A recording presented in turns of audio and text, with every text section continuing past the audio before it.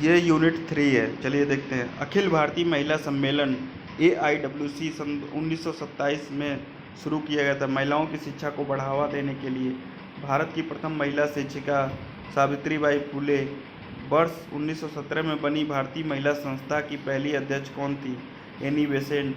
भारतीय इतिहास के संदर्भ में 1884 का रुक्माबाई मामला किसके लिए था?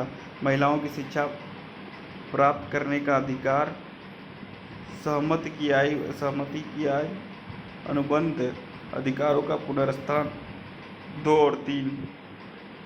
विनोदिनी दासी 1863 से 1941 बंगाली थिएटर में भारत की एक अग्रणी हस्ती थी। अनुच्छेद के आधार पर किस पर सर्वाधिक जरूरत है? कला प्रवृत्ति पर। अनुच्छेद के अनुसार गणित, भूगोल, इतिहास आदि विषय तर्क प्रधान है।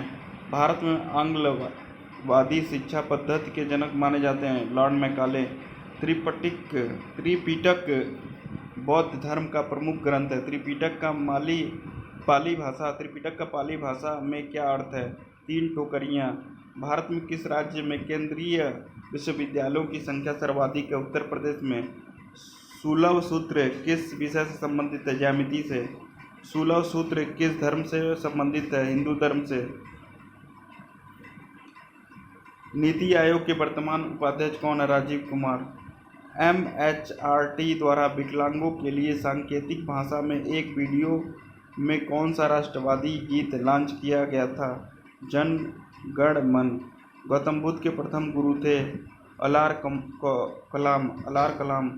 सरकार के किस वर्ष में संसद के एक अधिनियम द्वारा विश्वविद्यालय अनुदान आयोग की स्थापना? 1956। ऋग्वेद में कितने मंडल है? 10। शिक्षक सहयोग को बढ़ावा देने के लिए अवसर शिक्षक का व्यावसायिक विकास बनाने की आवश्यकता है। DPEP क्या है? जिला प्राथमिक शिक्षा कार्यक्रम। निम्न में से कौन सा कथन व्यक्ति के विकास की प्रक्रिया के बारे में सही है? विकास की प्रक्रिया में सांस्कृतिक विविधताएं होती हैं। निम्न में से विकास का कौन सा सिद्धांत गलत है? विकास आकस्मिक घटनाओं का परिणाम है। ये गलत है, बाकी सब सही है। पूर्वान्वयन है। विकास एक सतत प्रक्रिया है। विकास में व्यक्तित्व भिन्नता होती है। निम्नलिखित में से कौन सा बालक नैतिक मूल्यों के विकास में महत्वपूर्ण भूमिका निभाता है? प्रार्थना सभा, बुद्धि, पूर्ण समाजीकरण, सभी। विकास का अर्थ है गुणात्मक परिवर्तन। निम्न में से युवा शांति के कारण हैं? दोषपूर्ण शिक्षा प्रणाली, असुरक्षित और लक्ष्यहीन निर्देशन का अभाव, ये सभी। डेलर्स कमीशन रिपोर्ट में उल्लेखित शिक्षा के 4 स्तंभों में से कौन सा वसुधैव कुटुंबकम के भारतीय मूल को दर्शाता है? साथ रहने के लिए सीखना। निम्न में से किस श्रेणी के महाविद्यालयों का उद्देश्य मुख्य रूप से बड़े पैमाने पर काम के लिए तैयार जनशक्ति का निर्माण करना है? सामुदायिक महाविद्यालय। छात्रों को नैतिक मूल्यों को विकसित करने के लिए क्या किया जाना चाहिए? स्वयं को एक आदर्श के रूप में प्रस्तुत करें।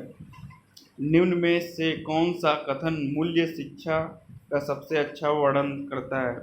छात्र विशेष रूप से अपने माता पिता के वयस्क व्यवहारों का निरीक्षण करते हैं और उनकी नकल करते हैं। छात्र अपनी अंतरात्मा की जांच और अन्वेषण करते हैं। यह छात्र को अपने जीवन में अपना स्थान तय करने के लिए प्रोत्साहित करते हैं। सभी। मूल्य वह है जो मानवीय इच्छाओं को संतुष्ट करता है। अर्बन। निम्न में से किसे भारत में तकनीकी शिक्षा का हिस्सा नहीं माना जाता है? प्रबंधन को। राष्ट्रीय एकता वह है जो राष्ट्र के प्रति अपनत्व की भावना पर आधारित है। प्रोफेसर हुमायूं कबीर का।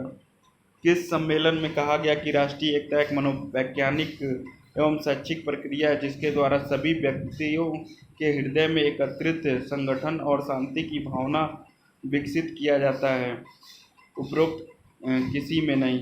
1961 में राष्ट्रीय एकता सम्मेलन, शिक्षा राष्ट्रीय सम्मेलन, भावनात्मक राष्ट्रीय सम्मेलन, उपरोक्त किसी में नहीं। राष्ट्रीय एकता के आयाम हैं सामाजिक सांस्कृतिक एकता, भाषिक एकता, आर्थिक एकता और उपरोक्त सभी।